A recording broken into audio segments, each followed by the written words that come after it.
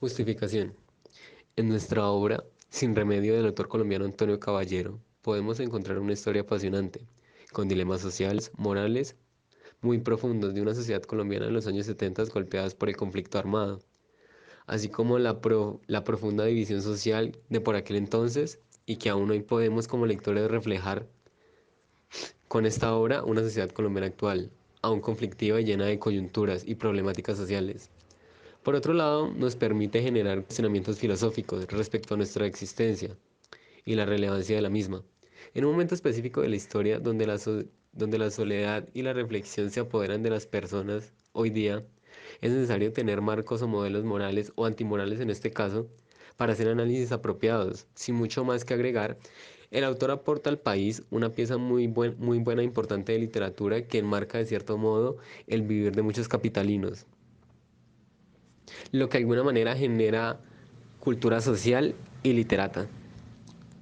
Peor cara, una de un poeta fracasado y deprimido que es mantenido por su madre. Todo esto en una típica ciudad gris, grande y despiadada, llena de profunda soledad y tristeza por parte de sus habitantes y ambientes. Nuestra historia también retrata la división política que por aquel entonces se generaba no solo en nuestro país, sino en el mundo, de izquierda o derecha, representadas muy bien en nuestra obra. Por un lado, tenemos la derecha con su familia de clase alta, adinerada, que hasta para mantener a Ignacio les alcanza. Y por otro lado, tenemos los amigos de Ignacio, jóvenes pertenecientes también a familias de buena posición económica en Bogotá, escenario donde se desarrolla nuestra historia, los cuales tenían posiciones políticas que al menos para aquel entonces idealizaban de movimientos de extrema izquierda con respaldo de corrientes filosóficas como el marxismo. Contexto histórico. Nuestra historia se desarrolla en una Colombia de los años 70, un difícil momento de nuestro país, al igual que muchos otros, claramente, marcado por el narcotráfico y el conflicto armado, desencadenado por el alza en armas de ciertos grupos de extrema izquierda en nuestro país, como en 1944 el inicio de las FARC y el ELN, y posteriormente en 1970 el M-19. Situación que nos quiere retratar el libro con la presentación de dos posturas sociales en Colombia por aquel entonces, de izquierda o derecha, capitalista o comunista. Situación que claramente presentaba un panorama de división y conflicto social entre todas las clases sociales, incluso dentro de las mismas clases sociales, como nos lo muestra el libro, dentro de la familia y de los jóvenes que no estaban de acuerdo con las posturas políticas de sus padres. Uso del lenguaje.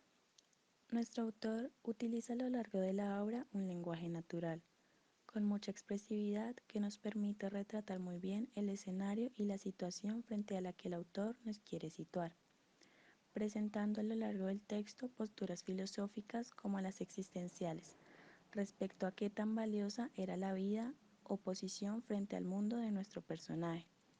Por otro lado, posturas utilitaristas como el uso de sustancias químicas para el normal desarrollo de su vida enriquecen la obra permitiéndonos encontrar cómo se desenvuelve ese yo interior mediante una crisis personal. Por otro lado, es importante decir que la obra es algo desgastante. Podemos encontrar una narrativa lenta y repetitiva, por lo menos lo que permite que no se fluya correctamente dentro de la historia.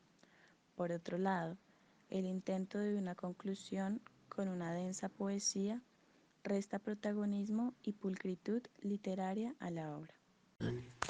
Apreciaciones personales. En mi opinión, pienso que es una historia fascinante, intrigante desde el comienzo hasta el final. Pues las posturas de nuestro personaje, alguien que está en crisis por un desarraigo personal severo, enfrentado a situaciones personales comunes con sus familias, con sus amigos, o en la relación más importante y profunda que tiene nuestro personaje a lo largo de este viaje, la relación consigo mismo. Misma relación que nos invita a una reflexión personal muy interesante, dignas de pensar y discusiones filosóficas, frente a posiciones de quiénes somos, de qué debemos hacer, por supuesto con un plus muy importante, el hecho de que el texto nos sitúa en Bogotá, capital de nuestro país, ciudad que refleja la dicha y la desdicha de nuestra sociedad. Algo desdibujado por la exageración para mi gusto. Encontramos una obra muy rica literalmente, filosófica y políticamente, con un aporte significativo, como lo dije anteriormente, a nuestra cultura literaria y social.